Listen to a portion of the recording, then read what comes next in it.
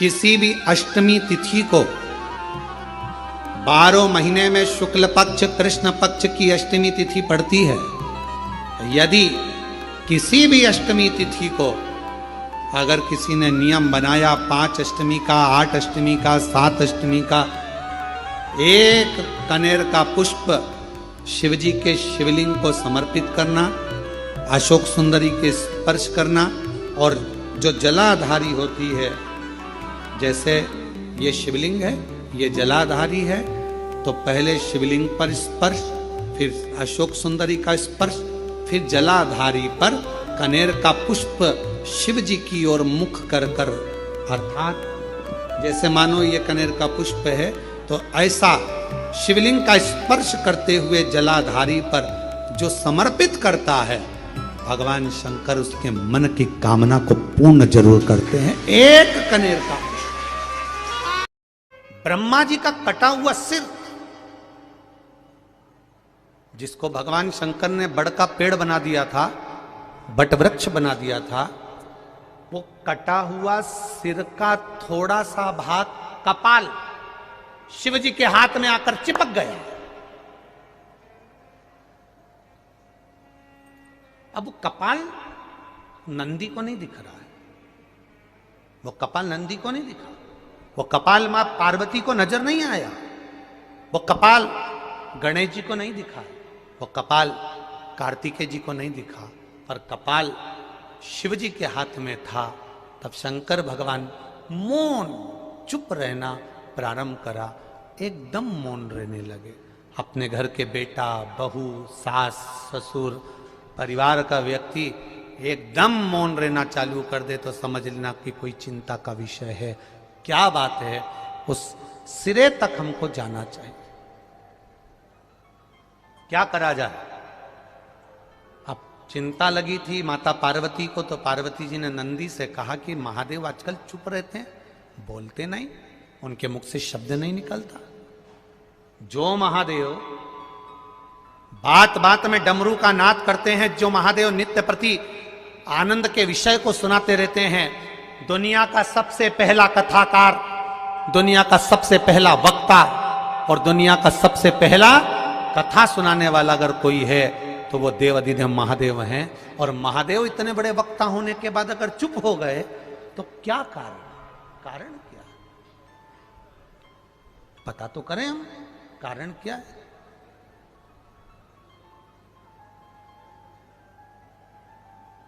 जिसके दरवाजे से कोई खाली नहीं गया, आज वो चुप होकर बैठा है तो जरूर कोई बात हो। कारण क्या है? पता करा जाए जरा, करा पता। नंदी ने पता कर लिया और नंदी ने पता कर कर माता पार्वती जी से कह दिया कि शिव जी को ब्रह्मा जी का जो सिर कटा था, उसका जो कपाल है वो शंकर भगवान के हाथ पर चिपका हुआ है, पर वो नजर नहीं आता, वो दिखता नहीं है।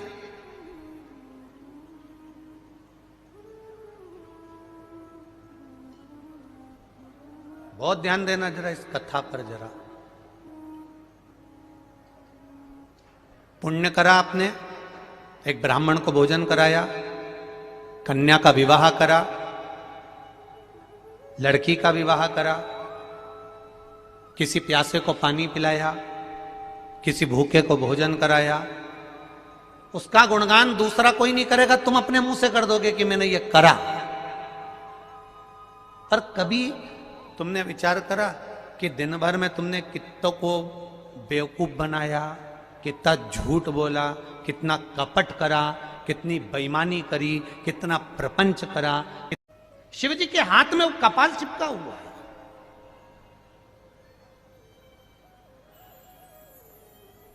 नंदी से नहीं रहा गया। जो अपना होता है ना, उससे नहीं रहा जाता, अपने से नहीं रहा जाता, नंदी से नहीं रहा गया। और जब नंदी से नहीं रहा गया तब नंदी शिव जी के पास में आकर बैठ गया। एक लोटा जल आज नंदी ने देवाधिदेव महादेव के चरणारविंद को समर्पित किया। भगवान शिव के चरणों को समर्पित करा। शिव जी जान गए नंदी कुछ पूछना चाहता। शिव जी ने पूछ लिया, नंदी, ए नंदी, क्या बात है? आज तू मेरे चरणों में जल चढ़ाकर बैठा है। आपको एक कथा में कहा था, सुन पार्वती, अगर कोई भूलवश भी मुझ पर जल चढ़ाना भूल जाए और तेरे हस्त कमल पर जल चढ़ा कर जाए तो पार्वती जितना फल मैं प्रदान करूं उससे दुगना फल तुझे प्रदान करना है। यह शिव कह रहा है। और इसका प्रमाण कहां पर मिलता है? इसका प्रमाण मिलता है महाभारत में। इसका प्रमाण मिलता है श्रीमद् भागवत कथा में। भीम, दुर्योधन और जरासंध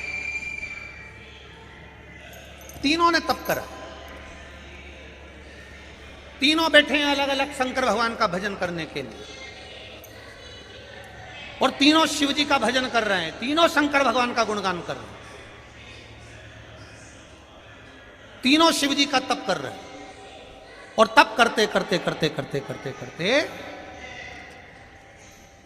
भीम को लग गई भूख, चले गया भोजन करने।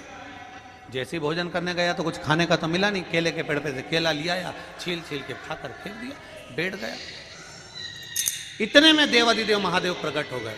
और महादेव प्रकट होकर तुरंत मेरे शंकर भगवान ने प्रसन्न होकर प्रकट होकर दुर्योधन और जरासंध को देखा और दोनों से पूछा, तुम्हें क्या चाहिए मांगो। दुर्योधन और जरासंध ने कहा, हमको 100 हाथियों का बल दे दो। शंकर भगवान ने कहा, 100 हाथियों का बल? तथास्तु। शंकर भगवान ने तथास्तु तो कह दिया। भीम बैठकर केला खा रहे थे और जरासंध और दुर्योधन जाते जाते हंस दिए। बताओ, इस खबड्डे को देखो, हप्सी को देखो, खाने के चक्कर में इसको आशीर्वाद नहीं मिला और हमको 100 हाथियों का बल मिल गया। किसी पर मत हंसना। दुर्योधन और जरासंध भीम पर हंसे थे और दुर्योधन और जरासंध भीम पर हंस दिए। भीम का मुंह उतर गया, चेहरा उतर गया, केला छोड़ा, भीम तप करने चले गया। तप करने गया तो भीम जान गया कि मैं अब तप करूंगा तो महादेव का नहीं करूंगा, पार्वती जी का करूंगा। अभी आपको कथा में कहा था कि केवल जलाधारी भी अगर आप स्पर्श कर कर बेलपत्री आदि कादिक जो निर्माल्य पड़ा हुआ है उसको उठाकर, बहुत बड़ा दोष है एक, शायद आपने भी जिंदगी में कभी करा होगा, अब कर दिया हो, अब मत करना। कौन सा दोष?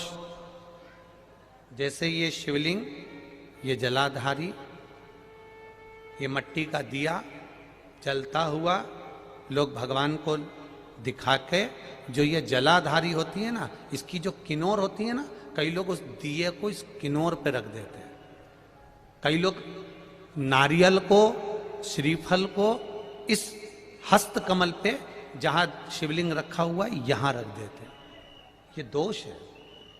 कर भगवान की जलाधारी शिवलिंग इसके ठीक सामने नीचे जमीन पर रखना, उसका फल ये होता है कि तुमने जो पशुपति व्रत करा, शंकर भगवान ने उसको स्वीकार कर लिया और वर प्रदान कर दिया। और लगा दी झाड़ू। देवराज ब्राह्मण चोरी का धन लेकर शंकर जी के मंदिर में बैठा था। चोरी का धन लेकर शिव जी के मंदिर में बैठा है और चोरी का धन लेकर शंकर जी के मंदिर में बैठ के कथा सुन रहा है। कथा सुनी, सुनते ही पंडित जी बार बार बोल रहे थे, हर हर महादेव, हर हर महादेव, हर हर महादेव। इसका सिर दुखने लगा। कानों में इसने हाथ रख लिया, चोरी के धन को बाजू में छुपाया, बाहर निकल गया। बेलपत्री के वृक्ष के नीचे बैठा था, सिर तप रहा था, बुखार आ रहा था, शरीर पर ताप पड़ रहा था और प्राण छूट गए। प्राण छूट गए उस देवराज के, मर गए।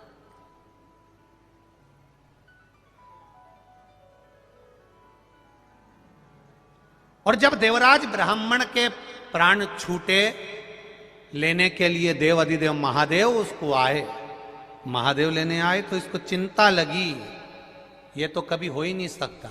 कि मेरे को महादेव लेने आ जाए। क्यों?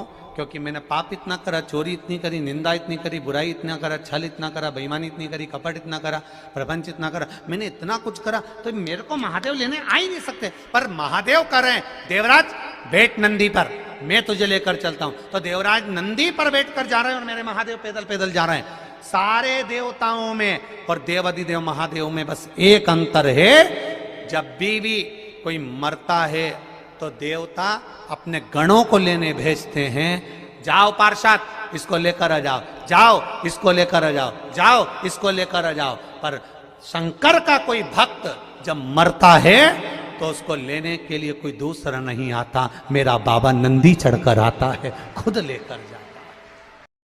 शिव का भक्त मरता है, शंकर का जब भक्त मरता है,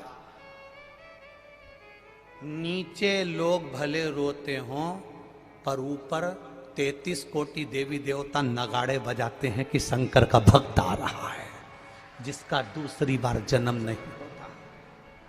आप लोगों को शायद मालूम होगा, काशी में एक घर ऐसा बना हुआ है जिस घर में लोग मरने के लिए जाते हैं। पढ़ा है कभी कि नहीं पढ़ा? किस किसने पढ़ा? जरा हाथ उठाओ। पढ़ा है ना आप लोगों ने? काशी में एक घर ऐसा बना हुआ है जहां पर एक कमरा किराए का मिलता है, वहां रहो, अंतिम अवस्था में भजन करो, कीर्तन करो। 2 महीना या 1.5 महीना ऐसा कुछ उसका क्रम रहता है। उतने महीने में तुम मर गए तो ठीक, नहीं तो वो आपको अपने घर वापस भेज देते। जो मर गया, क्यों मरने के लिए लोग जाते हैं? क्योंकि शंकर का जब भक्त मरता है, शिव का उपासक मरता है, शंकर का गुणगान करने वाला मरता है, शिव के धाम में जब किसी के प्राण छूटते हैं तो संसार के लोग भले रोते हों पर देवता पुष्पों की वर्षा करते हैं, नगाड़े बजाते हैं, दुमदुबिया बजाते हैं कि शिव का भक्त आया है, इसका दूसरी बार जन्म नहीं होगा। अब ये चला। अब गया में जो शिवलिंग होता है, उस शिवलिंग के ऊपर जलाधारी होती है, बोला था। पर घर के अंदर जो शिवलिंग होता है उसमें जलाधारी की जरूरत नहीं पड़ती। तो किसी ने प्रश्न किया, गुरुजी ये बताओ कि मंदिर में जलाधारी लग जाती है शंकर जी के ऊपर, फिर घर के अंदर जलाधारी क्यों नहीं महत्व रखती? तो हमारा कहना है तुम लगाओ ना लगाओ तुम्हारी मर्जी, लगाओ तो भी ठीक, ना लगाओ तो भी ठीक। पर शिव जी के ऊपर घर में जलाधारी की जरूरत इसलिए नहीं होती क्योंकि हम रोज प्रतिदिन अपने दिल का भाव शिव जी से कहते हैं। मंदिर में जो शिवलिंग होता है वो स्थायी होता है, घर में जो शिवलिंग होता है वो चलित होता है। उठाया, थाली में रखा, निला दिया, वापिस रख दिया। मंदिर में जलाधारी का होना जरूरी है और तुम्हारे घर में चलित शिवलिंग है, नर्मदेश्वर है, पारत का शिवलिंग है, स्फाटिक का शिवलिंग है, मार्बल का शिवलिंग है, पीतल का है, कोई तांबे का है, किसी के यहाँ जो शिवलिंग हो, छोटा सा बड़ा सा जैसा भी हो, उसमें जलाधारी की जरूरत नहीं पड़ती है। एक पत्र और आया है बड़ा, आपके ऊपर आप क्या मान रहे हो? शंकर जी के हाथ में कपाल चिपका, नंदी समझ गया कि शिव जी मौन क्यों है, कह दिया बाबा अगर किसी जीव का शरीर एक बार गोदावरी के घाट पर पहुंच जाता है और गोदावरी का मात्र जल का छींटा उस शरीर पर पड़ जाता है तो कपाल किसी का भी हो या कितनी भी ब्रह्महत्या लगी हो वो ब्रह्महत्या से छूट जाता है। शिवजी ने कहा गोदावरी? हाँ। शंकर भगवान ने पूछा ये गोदावरी कौन है? तब नंदी ने गोदावरी की कथा कहना प्रारंभ करी। वो गोदावरी जिस गोदावरी ने महादेव आपके लिए निरंतर तप करा, साधना करी, आराधना करी, गंगा, यमुना, सरस्वती, नर्मदा, जितनी भी पवित्र नदियां हैं वो सारी पवित्र नदियां गोदावरी को देखकर तप करना चालू करती हैं। वो गोदावरी कोई साधारण नहीं है। उस नंदी से पूछ रहा, नंदी कह रहा एक बार गोदावरी के तट पर चलना चाहिए। तो मैं कहां जाकर बैठूंगा? नंदी ने कहा वो मैं बता दूंगा महादेव, आप चलो तो सही। नंदी ने छोटे से बछड़े का रूप लिया, बछड़े का रूप लेकर महादेव को लेकर नंदी चल पड़ा। चलते चलते जैसे जैसे गोदावरी के करीब में आया, नासिक की धरा पर पहुंचा, पंचवटी पर पहुंचा, और पहुंचते से गोदावरी के सामने शंकर भगवान को बिठाकर नंदी ओझल हो गया। नंदी गया, जैसे ही नंदी गया वैसे ही शंकर भगवान के हाथ में से कपाल नीचे गिर गया और भगवान शिव का नाम कपालेश्वर महादेव पड़ गया। तो हमारे लिए मार्ग सुलभ हो जाता है। जब हमें कहीं झूठ बोलना होता है, प्रपंच करना होता है, गलत करना होता है, तो मार्ग सुलभ हो जाता है।